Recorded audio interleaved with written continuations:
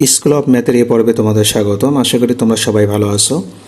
তোমাদের দশম অধ্যায় হলো জ্যামিতিক আকৃতির গল্প নিয়ে। তো এই অধ্যায়ের অনুশীলনী প্রশ্ন আলোচনা করব। এটা হলো তোমাদের 204 পৃষ্ঠার। এখানে দেখো তোমরা একটা চিত্র দেখতে পাচ্ছ। এই বাগানের দৈর্ঘ্য এবং প্রস্থ আমাদের দেওয়া আছে। দৈর্ঘ্য হলো 40 মিটার, প্রস্থ হলো 30 মিটার। বাগানের মাঝ বরাবর তোমরা রাস্তা দেখতে পাচ্ছ এখানে। তো বলা হলো বাগানের ঠিক মাঝ বরাবর আড়াআড়িভাবে 1 মিটার চওড়া রাস্তা আছে। এই বাগানের পরিসীমা তোমাকে বের করতে হবে। আরও একটা প্রশ্ন করা হলো যে চলো রাস্তা দুইটার মোট ক্ষেত্রফল কত সেটা নির্ণয় করি। তো আমরা শুরুতেই তাহলে কি করব, বাগানের পরিসীমা কত সেটা আগে বের করব। তাহলে আমরা লিখব যে বাগানের 40 মিটার, বাগানের আমরা প্রস্থ লিখব 30 মিটার। তাহলে অতএব বাগানের পরিসীমা আমরা লিখব। এখন পরিসীমা নির্ণয়ের সূত্র তোমাদের এখানে লিখতে হবে। তোমরা জানো যে 2 ইন্টু দৈর্ঘ্য প্লাস প্রস্থ। দৈর্ঘ্য হলো 40 প্লাস প্রস্থ হলো 30। তাহলে 2 ইন্টু এখানে 70 হবে 140 এত মিটার। এটা হলো বাগানের পরিসীমা। এরপর আরও একটা প্রশ্ন করা হলো ওখানে যে রাস্তার মোট ক্ষেত্রফল কত সেটা বের করতে হবে। দৈর্ঘ্য বরাবর রাস্তার ক্ষেত্রফলটা আমরা বের করে নেব।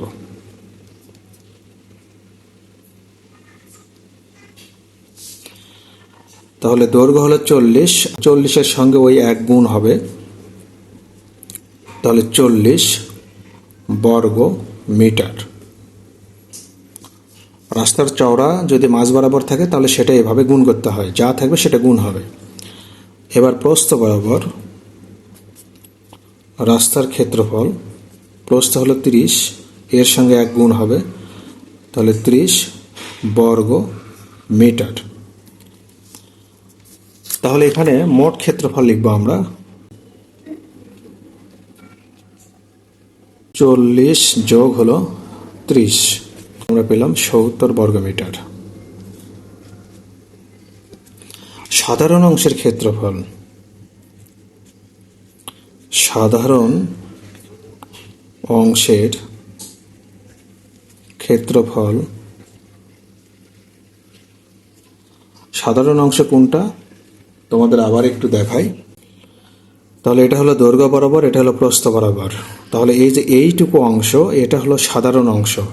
এই অংশটুকু কিন্তু দুইবার ব্যবহার হয়, একবার দৈর্ঘ্য বরাবর, একবার প্রস্থ বরাবর। তো আমরা তাহলে সাধারণ অংশের ক্ষেত্রফল 1 গুণন 1 সমান লিখব 1 বর্গমিটার। মোট রাস্তার ক্ষেত্রফল,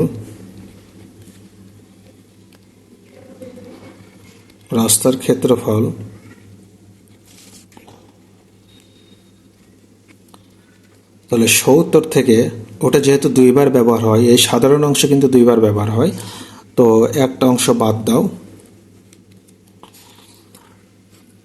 তাহলে তুমি পাবে 69 বর্গ মিটার।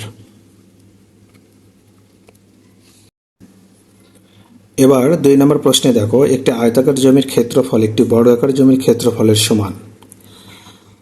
আয়তাকার জমির দৈর্ঘ্য প্রস্থের 4 গুণ। প্রতি মিটার দড়ির মূল্য 60 টাকা। দড়ি দিয়ে দুবার ঘুরিয়ে জমির চারদিকে বেষ্টনী দিতে মোট 5600 টাকা খরচ হয়। কতে বলা হলো আয়তাকার জমির পরিসীমা কত, আর ক্ষতে বলা হলো বর্গাকার জমিতে প্রতি 4 বর্গমিটার জায়গায় একটি করে পেঁপের চারা রোপণ করলে কতটি চারা গাছ লাগবে। তো 2-এর কয়ের জন্য যে কাজটি করবো, দেখো ধরো জমিটা হলো এরকম আয়তাকার। তো আমাদের বললো যে এই আয়তাকার জমির পরিসীমাটা আমাদের বের করতে হবে। এখন প্রতি মিটার দড়ির মূল্য কিন্তু 60 টাকা দেওয়া হলো, আর বলা হলো চারপাশে দুইবার যদি তুমি দড়ি দ্বারা বেষ্টন করো তো সেক্ষেত্রে তোমার খরচ হবে 5600 টাকা। তো আমরা তাহলে এখানে যে কাজটি করব, শুরুতেই আমরা বলবো 60 টাকা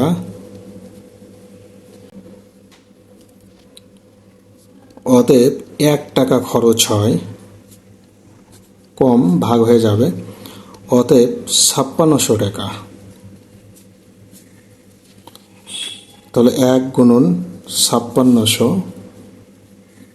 ভাগ হলো 7, 7 আসতে 56, 800 মিটার।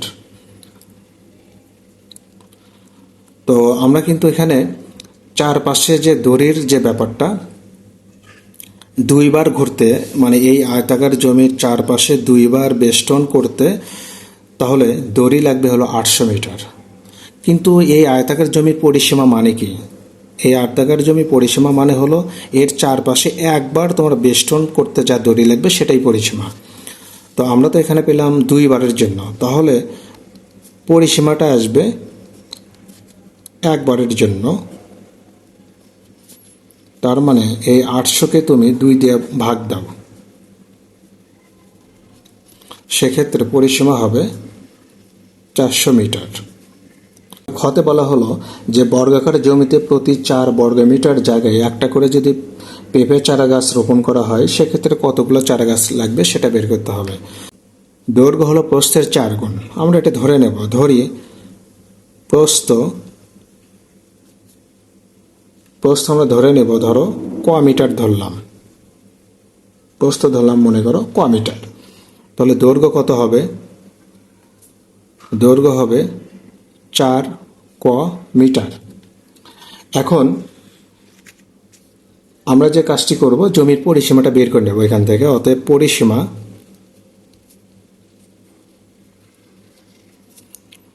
টু ইন্টু দৈর্ঘ্য হলো 4 ক আর প্রস্থ হলো শুধু ক, 4 এর একে 5, 5 ক, তার মানে 10 ক, এত মিটার।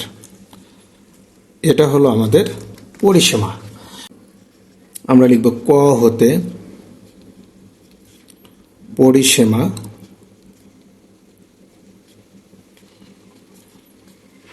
চারশো মিটার। এখন আমরা বলবো প্রশ্ন মতে।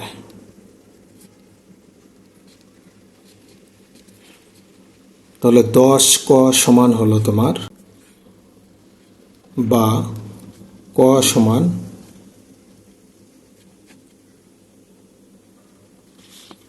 সেক্ষেত্রে আমরা এখানে কেটে দিলে পাবো 40। অতএব 40 মিটার। আমরা কিন্তু এটা প্রস্থ পেলাম, প্রস্থ 40 মিটার পেলাম। দৈর্ঘ্য তাহলে প্রস্থের 4 গুণ, তাহলে 4 গুণন 40, 4 4 16, এত মিটার। ক্ষেত্রফল দৈর্ঘ্য গুণন প্রস্থ মানে 160 গুণন 40। তো এখানে 4 দিয়ে 16কে গুণ করলে 4 16 কত হয়? 64 হয়। আর 2টা শূন্য বসায় দাও, এত বর্গ মিটার। তো আয়তাকার জমির ক্ষেত্রফল আমরা পেলাম 6400 বর্গ মিটার। এখন প্রশ্নে যেটা বলল, আয়তাকার জমির এই ক্ষেত্রফলটা কার সমান হবে? বর্গাকার জমির ক্ষেত্রফলের সমান হবে। তো আমরা তাহলে লিখতে পারি প্রশ্ন মতে